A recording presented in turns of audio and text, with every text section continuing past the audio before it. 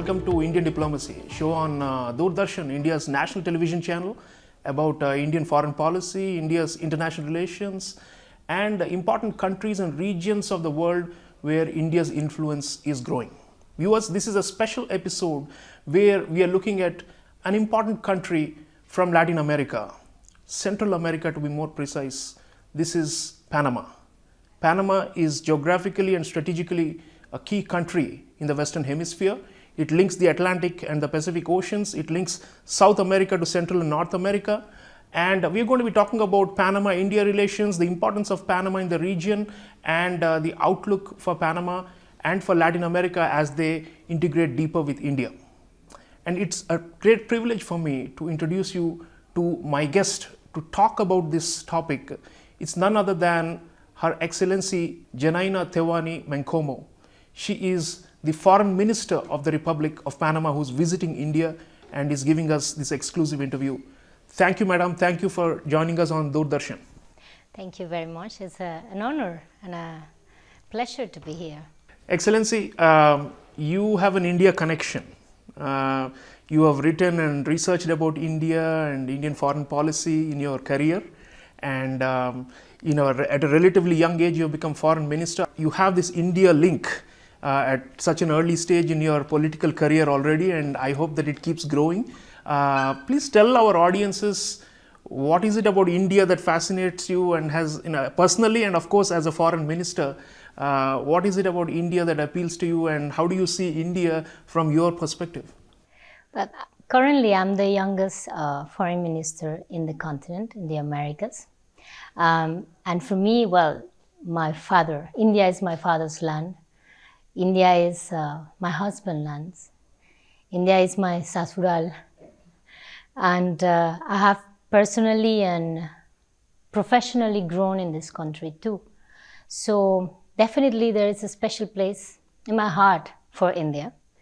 However, today, in today's world, Panama especially accepts and understands very well the centrality of India in the world. We understand the role that India is playing currently, and we have already historically, Panama and India had relations because Panama has the largest Spanish-speaking Indian diaspora. However, there was a political distance between the two countries. And today, I can say that Panama has positioned itself as the gateway of India in the continent, in Latin America specifically. Talking of the diaspora, you belong to the great Indian diaspora, but you have about 15,000 people of Indian origin in your country, and they are thriving in business, in trade, in commerce. They're well known, in the commercial circles and in trading and all these things. So how would you, and we've seen visuals when our External Affairs Minister, Dr. S. Jaishankar, visited Panama City. He had this engagement with the diaspora there, and they seem to be quite like a living bridge between our two countries. Even though we are probably more than 10,000 miles apart geographically, the diaspora there keeps the cultural connection with India alive, and I'm sure you engage a lot with the Indian diaspora there. So your thoughts on the Indian diaspora in Panama, and how important that is as a cultural link with Mother India.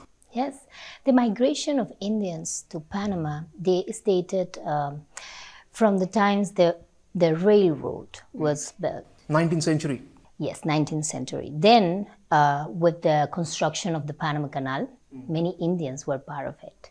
I think another part of the migration was probably during partition or after partition. Some communities such as the Sindhis, they travel and they move to trade cities. Panama is one of those, right? And definitely during the 70s also, we had a migration. Some communities such as Gujaratis, we have Sindhis, and there is a Gurdwara in Panama also, besides a Hindu temple. So yes, the community is vibrant, and that's the uniqueness of Panama. Panama is a very special country because historically we have been South Americans. Geographically, it's very clear that we are Central Americans, but culturally, we are Caribbeans. Besides that, all the diasporas and foreigners that have come to build the country have created many groups of vibrant diasporas that become that living bridge between the motherland and Panama. Therefore, our country and the way we see the world tends to be completely different from many other Latin American countries because we are very international as a country.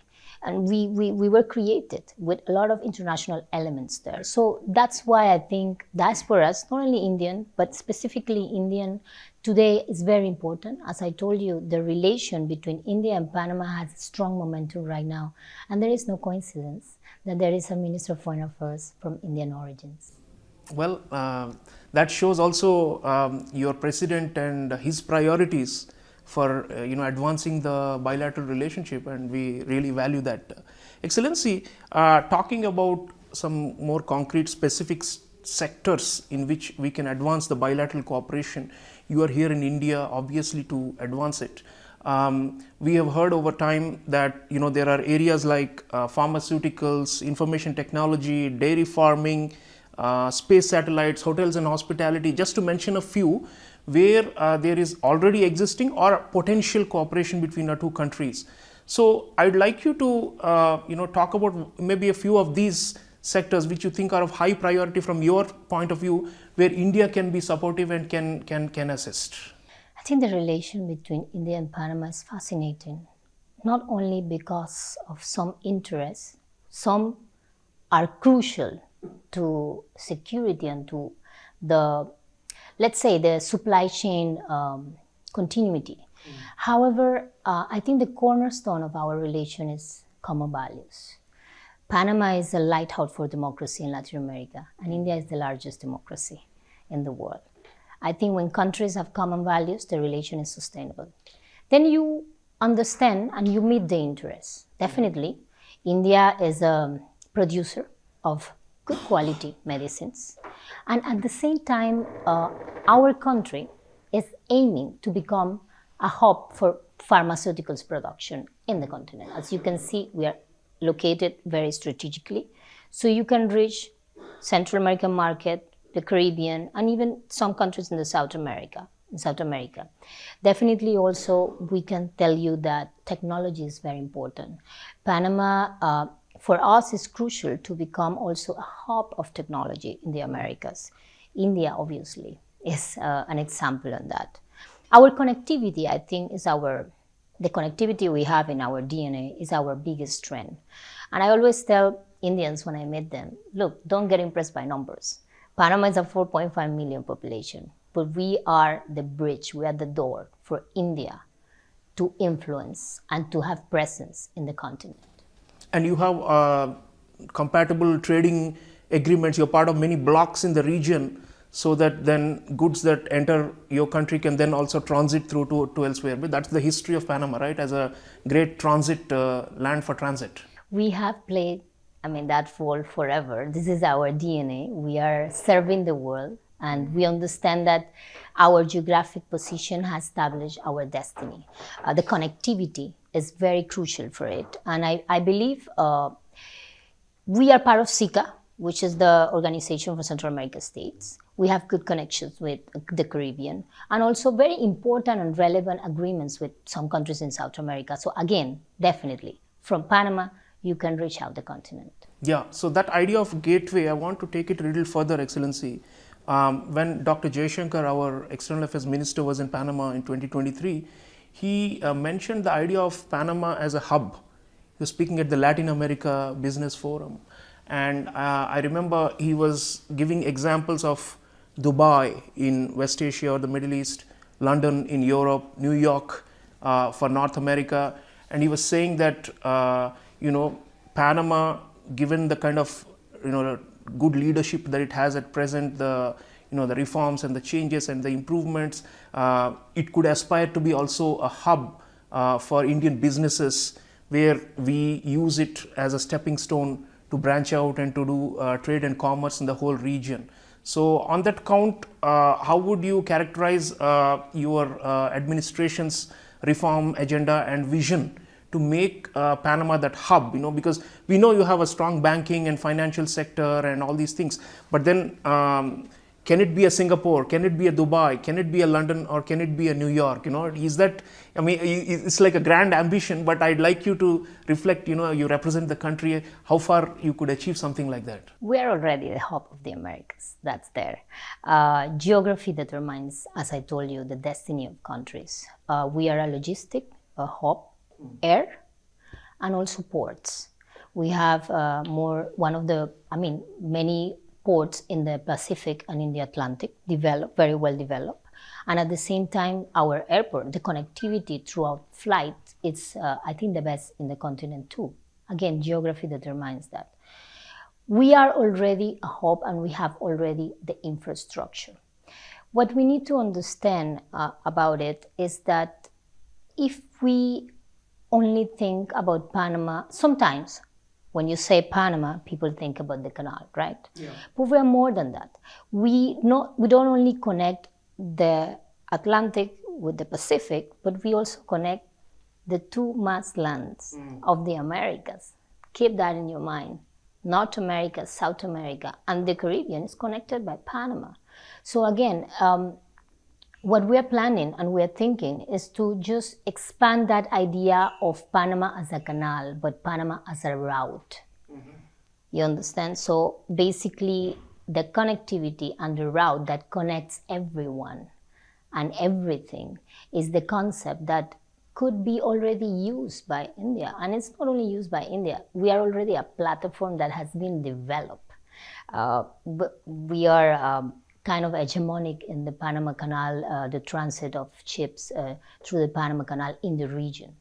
For many years, many countries have tried to compete with us, but again, geography determines. So for us, it's just a matter of bringing India to understand Panama and Panama to play the role that has always played in history.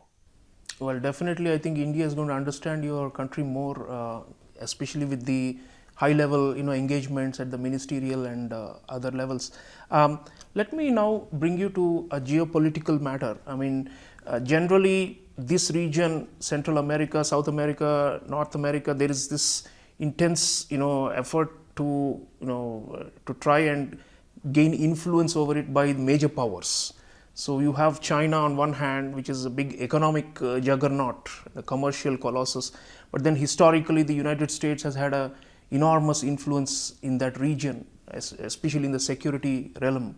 So our viewers would like to understand how a small country like Panama, which has this openness, this natural openness to all sides, manages this China-US rivalry. Because I was reading your white paper on foreign policy, Panama 3.0, and you talk about balance in international relations. And you talk about Panama being a place where everyone can do business. Now, that suggests that you are somewhat non-aligned or neutral, or you don't take sides, because clearly the Americans don't want China to come into their backyard, just as the Chinese don't want Americans to compete with them in Asia, in the Indo-Pacific, or to pressurize them. So how does a small country like yours, whose interests are based on openness to all, manage this conflict or tension between the great powers? And in that context, I'd like you to also talk about where do you see India as a potentially a third, rising power that will become a great power, in due time, and be equal of China and the United States as per the projections. So where does India fit into this Sino-American contest in your neighborhood? That's a very important, interesting question, and it's very deep, because throughout time, countries keep changing their geopolitical imperatives, right? For Panama, there was a time in which the biggest and the largest and the national religion was sovereignty, to get the canal back from the United States. We got the canal.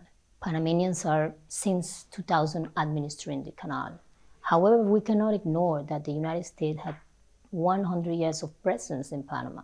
In fact, we are the only country in the mainland, in the Americas, in Latin America, where the United States has been for so long, almost a century. So you cannot ignore the presence, the relevance, and the importance of the United States in Panamanian foreign affairs. Besides that, they are our first partner, commercial partner, the first user of the Panama Canal also. And yes, competing with China. Let me tell you one thing. Trade between the US and China has given business to the Panama Canal. So we benefit from trade, from global trade. We understand now in this new white paper that as we have achieved our largest and most important geopolitical imperative, what is next?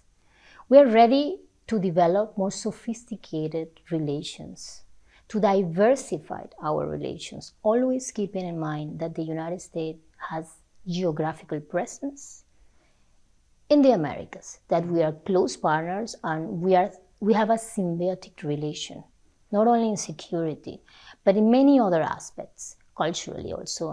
And the democratic values that you mentioned. Democratic values. So again, aligning with countries with similar values is very important for us, but we are a country that has been driven or has given special importance to geoeconomics and trade throughout time. So for us, being pragmatic is very important too.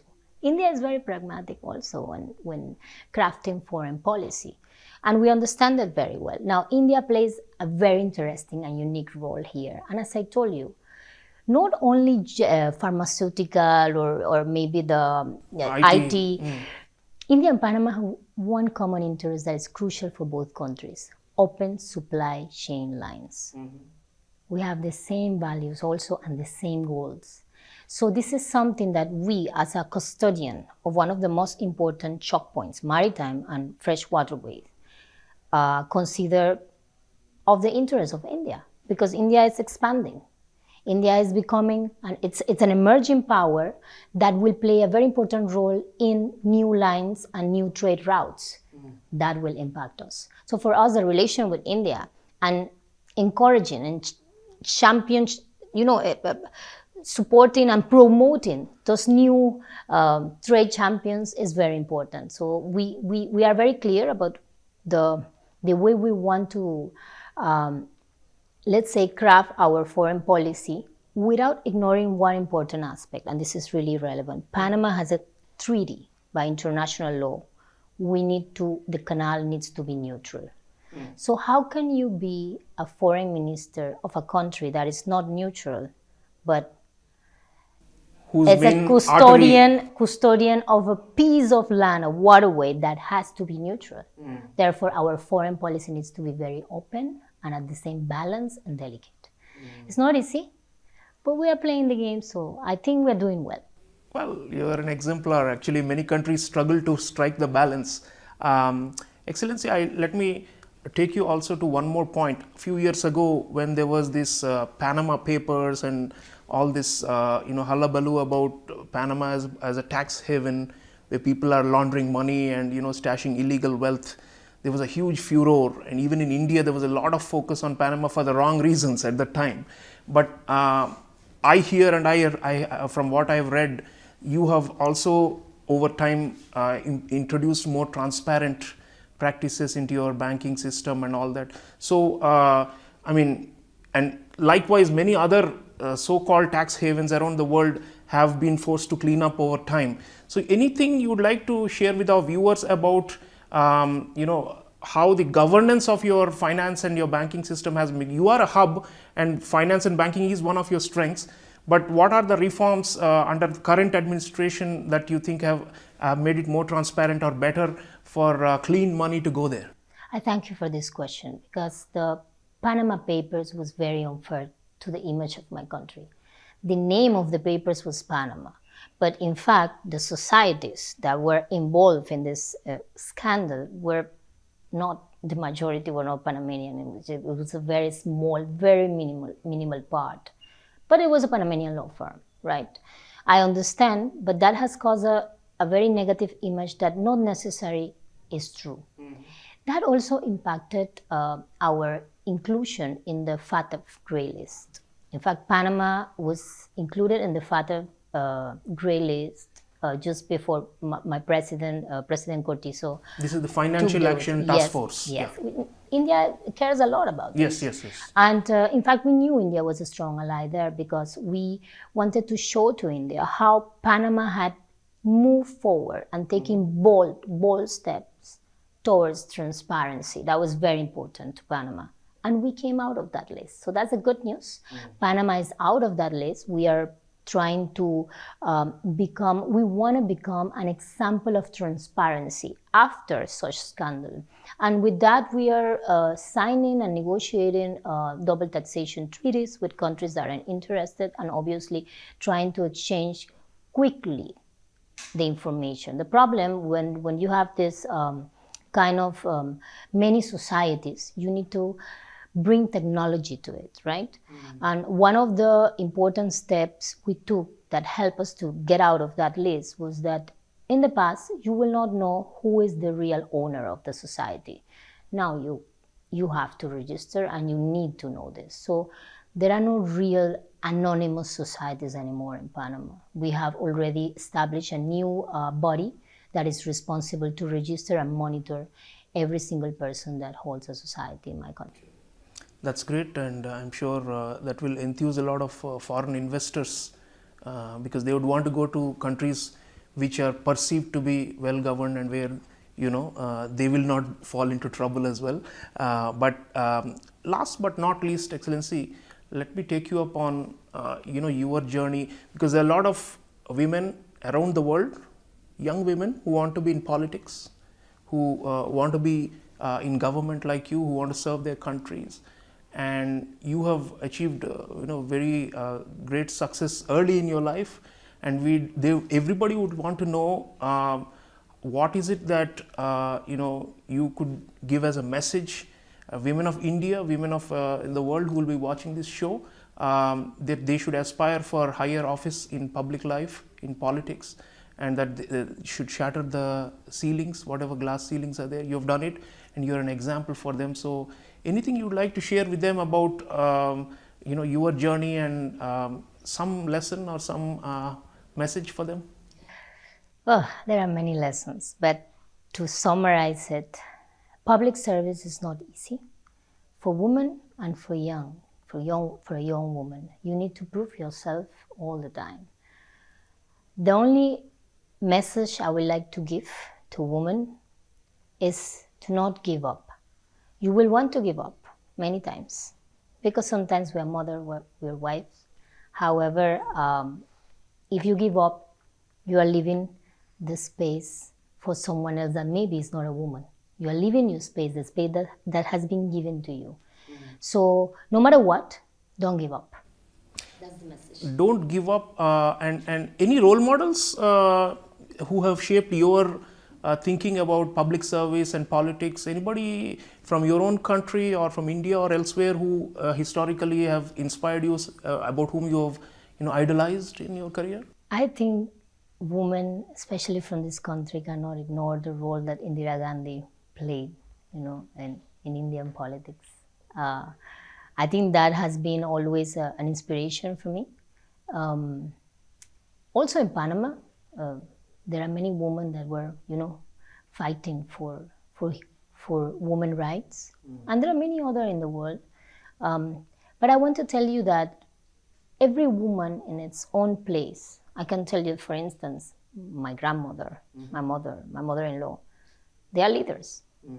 You can be leader in your house. You can be leader in community. You don't need to be a civil servant you don't need to have a post as a minister. You can impact every single aspect of your life, and you have to play your role and break the structures, the traditional structures sometimes.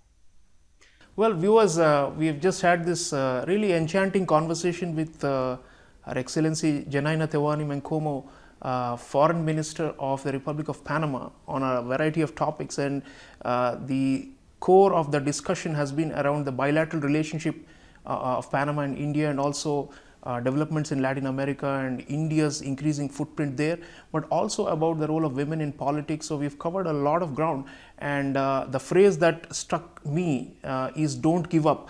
And for a small, it not only represents Her Excellency's own career and advice to women, but also for Panama, the small country which faces all kinds of pressures and hauling and pulling from different directions, is still able to sustain itself as a democracy, as a very prosperous country in that region with a high per capita income, and one which is very outgoing and interested in expanding relationships. Let me thank Her Excellency for this wonderful discussion, and we wish that your mission of advancing the bilateral cooperation between our two countries goes successful, and we are able to talk about higher and higher volumes of trade and investment, and also closer cultural and other forms of cooperation. Thank you, madam. Thank you so much for being on Doordarshan. Thank you very much. Thank you. Viewers, Panama is an important country. Do not go by the size or the population, as the minister just told us. There are some countries with a disproportionate influence in the world. Panama is one such. Do follow what's happening with Panama. Our fates here in India and elsewhere in the world are linked to Panama because of the canal, because of the geography, and because India is rising. And as our External Affairs Minister said, there are going to be no corners on earth where India will not be present or will not be a force. So we need friends, more and more friends, and Panama is a close friend, and let's support this bilateral relationship. Thank you for watching. I'll see you again next time. Until then, take care.